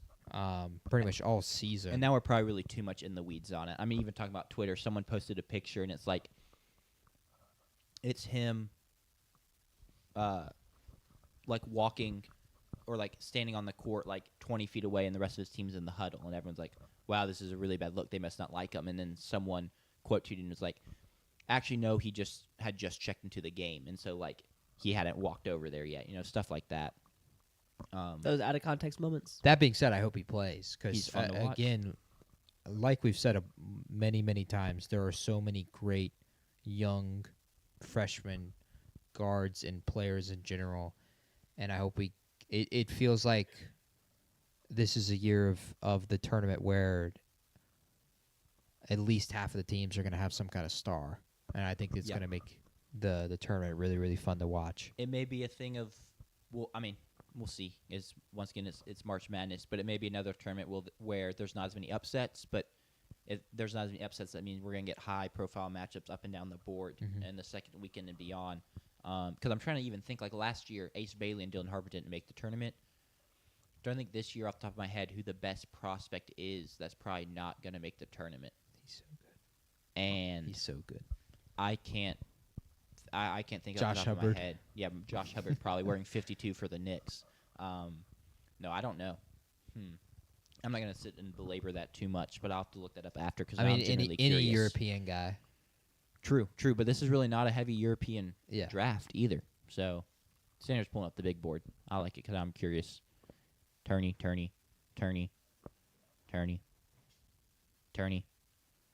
Wagler next. Yep, Turney. Turney. Yep. Turney. Okay, so Kareem International. Lopez supposedly, but Turney, not Turney. So Hans Steinbach is not going to make the tournament, but he's listed at 13 here, and is probably like a tier. He's very good. I'm not trying to disrespect him, but I think he's probably like a tier 3. He's not one of like the top guys, and then he's not probably one of the next guys where it's like, hey, we didn't get one of the top guys, but we're still really happy with one of these players. Yeah, that's crazy in and of itself. Even that the first 9 guys, none of them are international, because that is just not exactly the norm anymore. Last team in the Big 12, and then we'll get to one bubble team. Iowa State, looking at yet another 2 or 3 seed. They've been great these past couple years, and they're a very old vet team, guys that have been with this program for multiple years. Their leading scorer, Milan Momcilovic, leading scorer shooting over 50% from 3. Just absolute flamethrower. It's like 50.6% from 3. He's still there. He's a junior.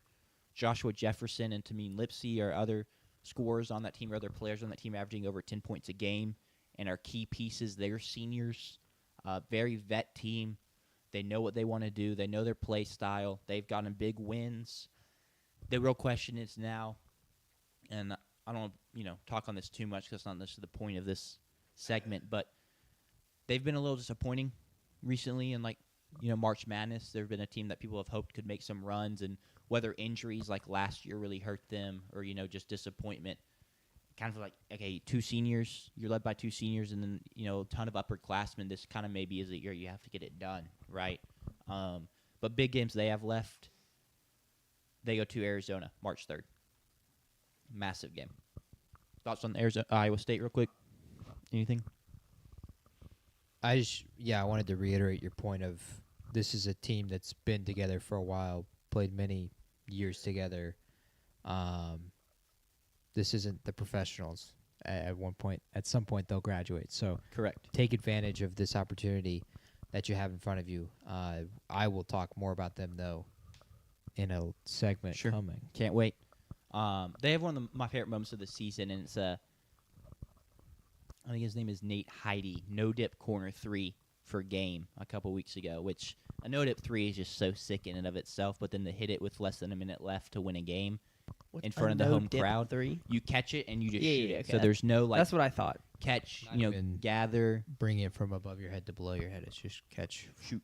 Okay, that's what I thought given the context, but I had not heard that phrase before. It was basically It's just what you try to do in angle ball all the time. gotta Yeah. get it off. Gotta get the shot off. Contest is coming. But yeah, and then the bubble team, one Big 12 bubble team I want to mention, TCU. And I want to mention them because they're just outside the field. They probably won't make it, but they're a top 25 defense, and their offense just sucks. They're outside the top 100 offensively in KenPom. So watching them play offense kind of, hurts the brain a little bit. But they're great defensively. It's the only reason they're still here. They kind of have this trio of forwards in David Punch, Xavier Edmonds, and Micah Robinson, all averaging around 10 points a game, out there having a good time. If they do want to make the tournament, they play Texas Tech at Texas Tech March 3rd. That'll be a massive win, be a quad 1 win. Huge opportunity for them. But yeah, that's all I have for the Big 12. Anything to add? If not, I'll move on to our last conference, the Big 10. Cool.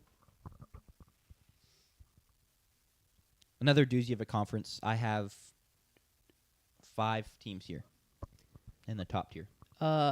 Purdue. Yep. Michigan. Yep. Illinois. Yep.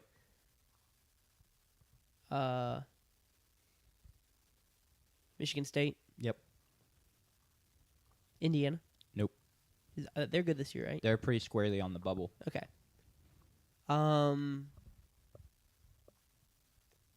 Maryland? No. No. No. No. That was just like They're squarely they're bad. They're in bad. the gutter. Yeah, they had a really. I couldn't remember if it was funny because he went out there. Buzz Williams, the charlatan, went out there and had a good season, but no, he had a bad season. He was taking his shirt off in the locker room after a game. I remember that much. Yep. They're one of their only conference wins. I don't know. I'm not going to make us sit here and me try and guess the last team. You probably wouldn't have guessed it because it is Nebraska. I should have guessed Historically that. I bad. should have known that. Nebraska. Never won a March Madness. Never won a March Madness game. Is this the year? We'll get to them later. We're starting with Michigan. They've only lost 2 games. They're a surefire 1 seed. And this is like the transfer squad. It's like Yaxel Lindenborg, I believe he came from UAB. Elliot Cadeau from UNC. Ade Mara, their like 7'3" center or whatever, is from UCLA. They have a transfer in from Illinois. But their team is really built on their defensive ability based on what Yaxel Lindenborg can do as a defender. Kind of this long, stocky, just monster-built power forward who can move pretty well for his size. And then behind him is the aforementioned Ade Mara, who's 7'2", 7'3". 7'3" is what he's listed at. 7'3". I mean, just an absolute unit. Clogs up the paint so well.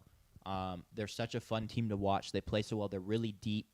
They go, 8 or 9 guys down the line. We'll see if that continues in March Madness. If they continue to play like 10 guys even. Fan favorite there, Will Cheddar, one of the better names in the country. That is a sick name. He's good for, coming in as a big man, maybe knocking down a big 3, stuff like that. They're a joy to watch. Dusty May's put together a great team there. Big games they have left. They play Michigan State again, beat them the first time, and then they go to Illinois March 3rd. But thoughts on this team, JP? He always puts together really good teams, like really well spread out teams Sure. that aren't necessarily like just 1-star driven. It can be like anyone's night, any night. You think of his FAU Final Four team with Elijah Martin and Johnny Wilson. John L. Davis. John L. Davis. Why did I think it was Johnny Wilson? Johnny Wilson, FSU wide receiver / tight end Correct. extraordinaire. Yeah, that guy's just on my mind for whatever reason. But they were a really spread out team with Golden. Their big man who's also was a 7'2". He wasn't 7'3". I think he was 7'1" or 7'2". And then last year's team with Michigan with Danny Wolf, Yeah. which man, I wish he was still playing. He's so fun. And Golden as well. Dusty May does a really good job in terms of building a 6-man lineup that can Yeah. pick you apart from all different angles and not being so reliant on one star. It makes me kind of curious that with the success that he's had this year and the ascension from last year, eventually like Michigan is going to hit and get some big prospect or one big transfer, and I wonder how that'll work with Dusty May, because he's very clearly built some kind of formula that works. Agreed. Yeah, talking once more on the depth, most of the elite teams have a guy, and I'm not dogging on Yaxel. He's a possible lottery pick more towards the back end. You know, he's a little bit of an older prospect. He's their leading scorer. Once again, scoring is not everything, but it's just, you know, trying to illustrate their depth. He's only averaging 14 points a game, and so for a 1 seed to be like that spread out, not really have an alpha guy offensively that can go get buckets, just speaks once again to the testament of team building, just how many good players they have all around there. Because even like back to BYU, AJ DeBonce is averaging 25 points. You know, Darius Acuff averaging 20 plus. Like all these guys have a clear cut guy. Michigan doesn't have that, and more importantly, they don't need that just because of the depth. So on to Purdue, they're looking at a 2 seed, and the boys are back. If you're coming back, tuning in after last year's. Zach Edey still there? No, Zach Edey is sadly not still there. Everybody else is, though. Yes, if you're tuning in from last year's run or whatever, Braden Smith is still their point guard, probably the best pure point guard in the country in terms of the amount he's on the ball, what he can do in the pick and roll, the scoring he can do, but even just the assist numbers he has. I think he's over 9 assists a game, maybe just below. But he's phenomenal. The shooter, Fletcher Lawyer, is still there. You know, the ultimate guy kind of looks like an accountant, but just will knock down shots. And then Trey Kaufman-Rin is still there as well. I'm going to look up his major. Possibly. You should look up his major. That's a great point. Great offensive team. Not an elite defense. They're a fine defense, but it's been their issue at times this season. They've struggled to get stops, so that's something to look forward to or look for if you're watching them down the stretch or you're trying to pick them in your bracket or whatever. Big games they have left, Michigan State. They play Michigan State tonight, actually. Anything on Purdue? What his major is? It's not publicly disclosed. Tough. I'll call and ask him. I'll get on the Purdue. If you go to the main website, you might be able to look. database, Yeah, if you look them up on the student website, Sure. it's relevant information. It is. This is a must know. I'll get right on it. Cool. Any yapping about Purdue Yeah, you guys Purdue have? basketball. Purdue.edu. I'm a big Purdue hater. I'm of the opinion. So sorry, Purdue fans, all y'all that are watching, and we'll listen later. I'm just not a Matt Painter guy. He's never got it done in March, and I'm at the point where I need to see it to believe it. What's the closest he's gotten? Final Four? Did they ever get Final Four with you? I think he has a Final Four berth with Edey, which that's pretty darn good, Yeah. I will say. But he's had a lot of other runs. I even remember my Virginia Cavaliers taking him out in the Elite Eight that one year when they had Carson Edwards, who was just on absolute heater. And we're down 2, and I think it was Mamadi Diakite misses the free throw, grabs the rebound, tips it out. Kie Clark runs, grabs it. He's at the half-court line with 3 seconds left. And you're thinking, he probably just going to have to heave a desperate half-quarter. But no, he picks it up, finds Mamadi, zips it into him. He's just below the 3-point line. He catches it, turns, pushes it, drains it. Buzzer goes off to overtime. They win in overtime. What a run by UVA. Just that was sick. Cinema in every game, man. Just From that, was that the year y'all won it? Mhm. So just a year before, y'all were the first team to lose to a 16 seed. Don't care. We won it all. The ultimate redemption story in sports. Following game, Oh, wait, it was a year. I forgot that it was lose and then. yep, the guys came back, ran it back, got it done. Man, the game after you're down 2, Ty Jerome. They somehow miss a backcourt on him, probably in not a backcourt, a double dribble on him. Regardless, Kyle Guy shoots the corner three, gets fouled on the shot, makes all 3 free throws with like 1.3 seconds left. We win that one. Down against Texas Tech in the finals, DeAndre Hunter, biggest shot of his career from the corner, hits a 3, sends it to overtime. You win in overtime. All great games on that run, even just to be in like I think they were down 10 at half to Gardner Webb in the first round. Yeah. And everyone was like, oh my gosh, they're doing it again. We may not find this guy's name, so we're going to go ahead and move on. I mean, I can't find his. Yeah, his we'll major. just move on then. Next team, Illinois. Looking at a 2 or 3 seed. They're the best offense in the country per KenPom. The problem is their defense is outside top 30, so that's kind of where the issues reside. But a dynamite offense led by Keaton Wagler, another person flying up draft boards, is going to go top 10. Outside shot at going top 5, but likely like the number after 6 range. Just such a fantastic, tough shot maker. Will hit everything. Stuff he has no business hitting. He's a great shooter. A bit of a bigger guard, kind of a bigger, lankier guard. He's phenomenal. The Avicic twins are there. Tomislav and Big Z. They're fun to watch. It's just their offense is simply phenomenal. It is a joy to watch. It's one of the best offenses I've watched in college in a minute. I would not want to see them in the tournament. I would not want to see them even in the Big Ten tournament. But in terms of games they have left, they play at Michigan. Nope, just kidding. They host Michigan March 3rd. Any thoughts on Illinois?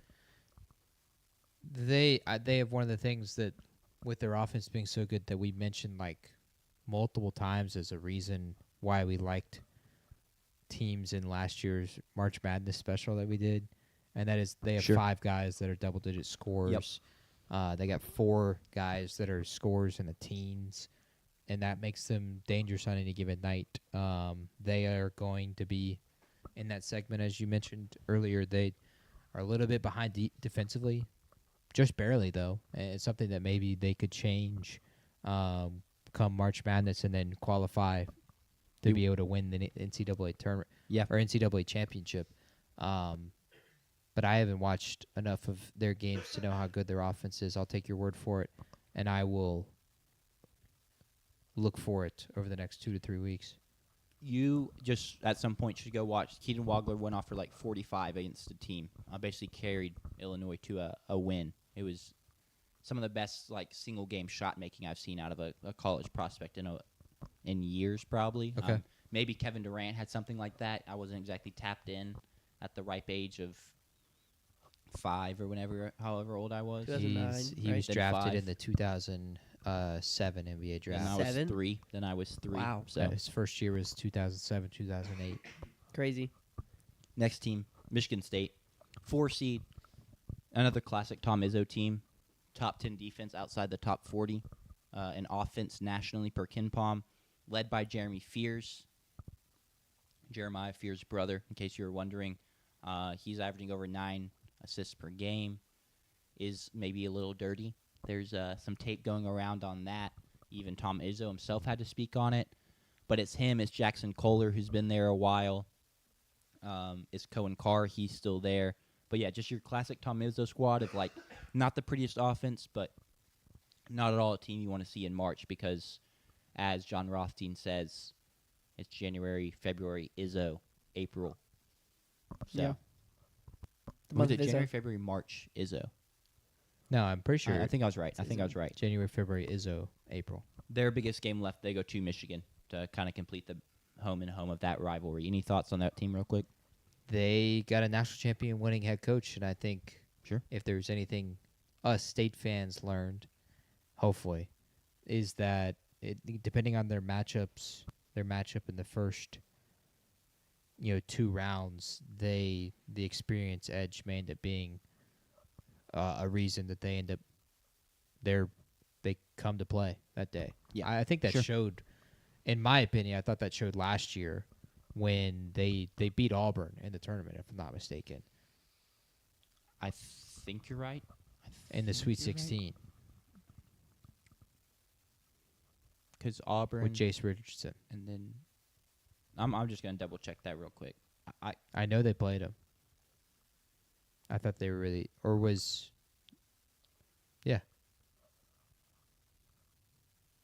No, Auburn won last year, 70-64. Okay, never mind then. I Tough. take that point back. Yeah, because Auburn made the Final Four. Yeah, you're last right. year. All the one seeds did. I don't know why I thought that. There was no madness. Where's the madness? But when they beat, the presumed favorites 2 years prior in the Mississippi State Bulldogs, no, I think the March edge, the experience edge, is a potential factor for whoever they end up matching up with in those first Sure. 2 rounds. Although they've been susceptible to upsets before, Izzo most notably being upset by Middle Tennessee State.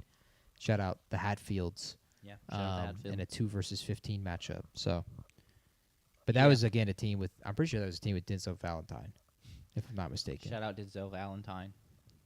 Most known for a low light. Correct. It's not where you want to be as a professional athlete.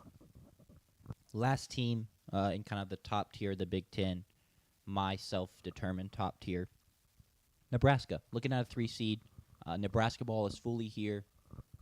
Bryce Sanford, the transfer from Iowa, has been just an unbelievable pickup. He's averaging 17 points a game. Rink Mass has been great on the inside in terms of an inside presence in his second year in the program.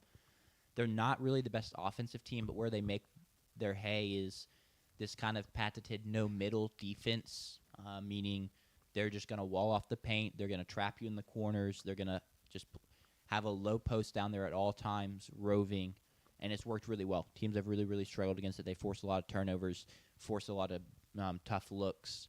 That's kind of their bread and butter, and that's going to have to continue if they're going to have, postseason success. Because once again, it's not the most talented team. They don't have, fantastic scoring threats, but the defense has really helped them get the job done. I think I should have it here. Yeah, they have a top 10 defense, but their offense is outside the top 50. So it really is all on their defense. In terms of big games left, not any massive ones, but they do play Iowa, who's a solid tournament team. They play them March 7th. And then real quick on the bubble, 2 California schools, UCLA and USC. Starting with UCLA, it's been a tough season for Mick Cronin's squad, partially because Mick Cronin can't stop kind of making a fool of himself in post-game press conferences, calling out team. He ejected one of his own players from a game at one point when they were losing. Against Michigan State, Mhm. yeah. On the road too, which honestly, maybe that's up for debate of whether it would be worse for it to be on the road or at home. I think it's better to do it at home. I think it's better to do it at home too, because Yeah. it was right in front of the student section. Yeah, that's a tough look. That player's never recovering. He got mad at a reporter the other day.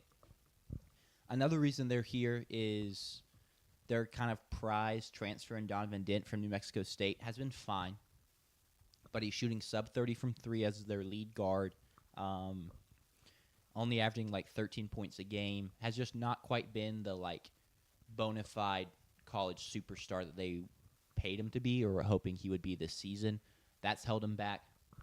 Now, I will say he hit a half-court buzzer beater to win a game last week, and that, as they're on the bubble, kind of is keeping their hopes alive. So maybe, he shines when the lights are brightest. And then the other California team, USC, one of the other ones,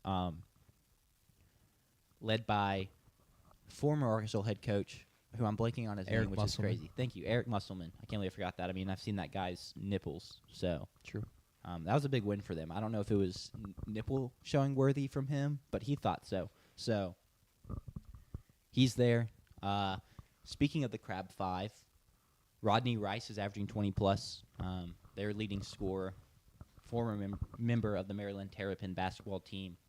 And then as well, Unk himself, Chad Yep. Baker-Mazara, is there. He's playing pretty well. And then the other piece, as they're just outside the field, Elijah Arenas has started playing for them recently after I think he was in a car crash early in the season, or like right before the season, and so didn't play much because of that. And he plays like he's playing pickup basketball. His efficiency is horrible. He does not pass the ball. Double team, triple team, he's taking it on. His dad's very proud of him. He hit a game winner a couple weeks ago. Another thing like Donovan Dent of like kind of a game you really needed. He came through in the clutch and got it done. But that's kind of what you're looking at if you're watching USC is those 3 guys. Big games for them left. They play Nebraska this Saturday, and then they host UCLA March 7th in kind of the battle of the bubble teams and a bit of a rivalry there. that's all for the Big Ten. I do have one more team. We're gonna go to my other Hold category. up. Miami, Ohio. No. Can I get a conference? Big East. Big East. Oh, it's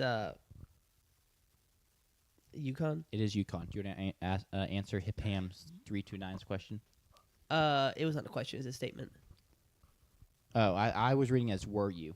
That's my No, bad. I. I've dyslexia apparently. And I was with an Auburn fan during the UVA game. It's actually Chuck March, Oh, that's tough. avid voter. Saw him this Yeah. weekend.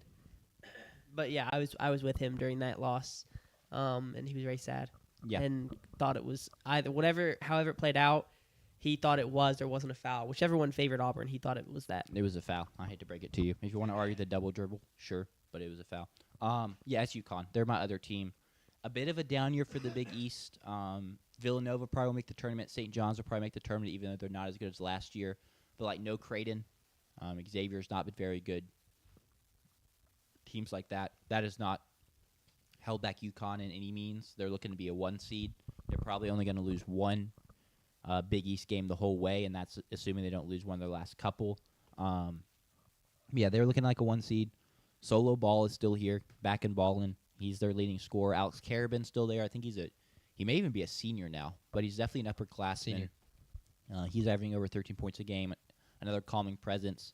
And then, I think Dan Hurley likes to have his experienced teams and experienced guys on his team. Silas Demery, for example, transferring in from Georgia.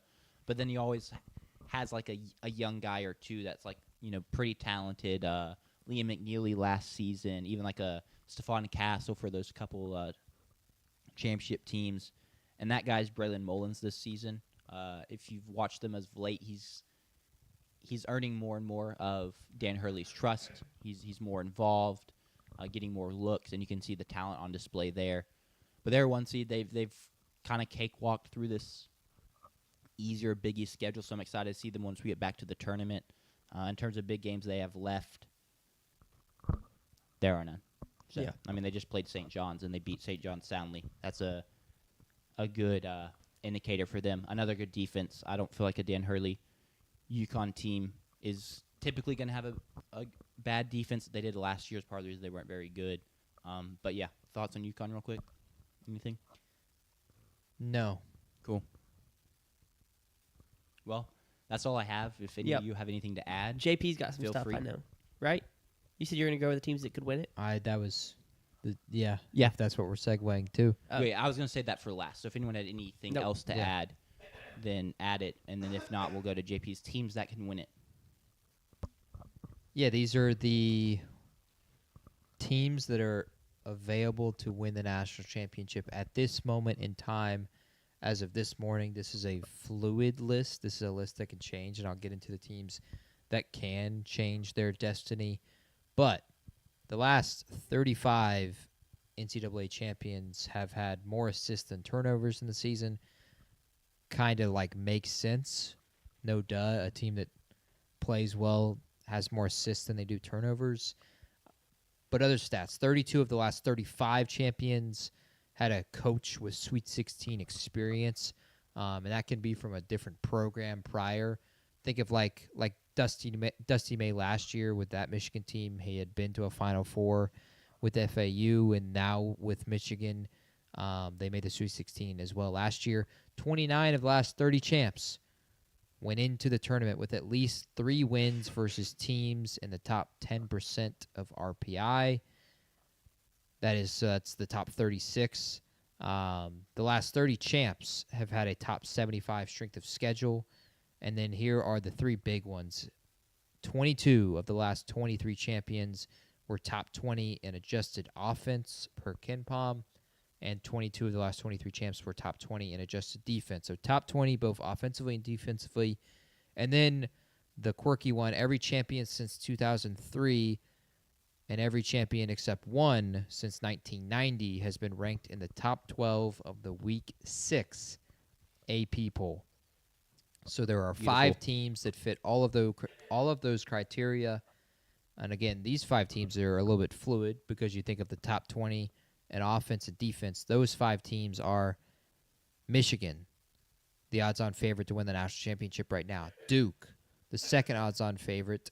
Arizona, the third odds-on favorite. And then Houston and Iowa State. Houston is the fourth odds-on favorite. Iowa State is the seventh odds-on favorite. With Houston and Iowa State, there is a little bit of fluidity there because Houston is number 16th offensively right now today per KenPom, and Iowa State is 18th offensively. Both of those teams are squarely in there from a defensive perspective, but they can move with an offensive perspective if they have a down week or two offensively heading into the tournament. There are 7 teams that are just on the outside looking in, and they're split into 3 different categories.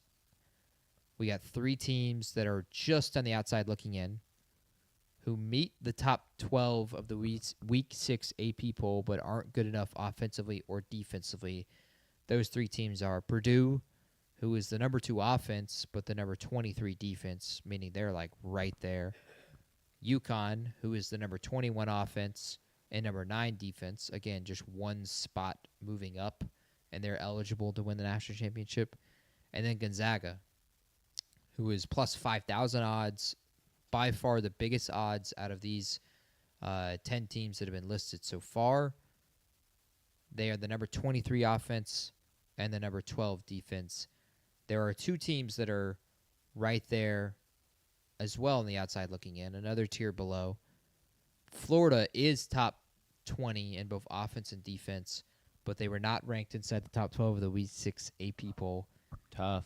Meaning they are ineligible to repeat as national champions as of week 6 of the college basketball season. So their run has been long over. I don't know why they've continued to play, if you ask me. And then Illinois, who we mentioned earlier, is the number 1 offense, as Jack mentioned, but they are the number 30 defense. They also are not ranked inside the top 12 of the week 6 AP poll. So 2 Bummer. criteria missed there. And there's 2 others.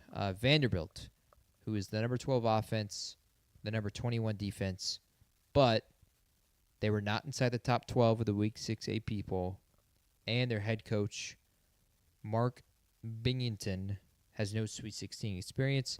But he is a JMU coach, so I think that trumps. It- Former JMU. This is true. Go Dukes.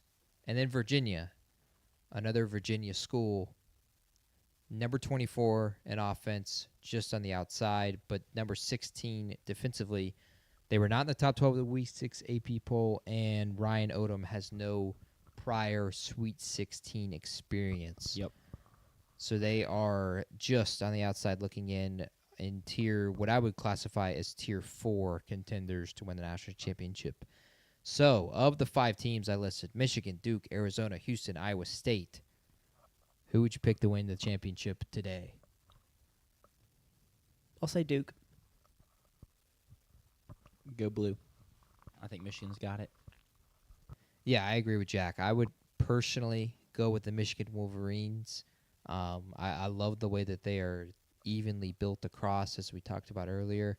I do think Dusty May is at least due for another Final Four run, and then we'll see what happens from there. If I had to pick a second one, though, I'd pick Duke. I think Vegas has it right in terms of who they have favored Agreed. to win the championship. Again, there are 2 teams that are like just right there. It's UConn and Gonzaga, as well as Purdue, who are 23rd defensively is Purdue, and then UConn is 21 offensively, and Gonzaga is 23rd offensively, meaning either of those 3 teams could quickly join that list of teams. Do you think any of those 3 teams have actual championship aspirations, though, Jack?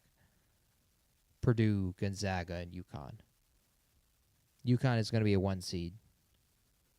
I think UConn does. I already said from coaching reasons, I'm not ever really that high on Purdue.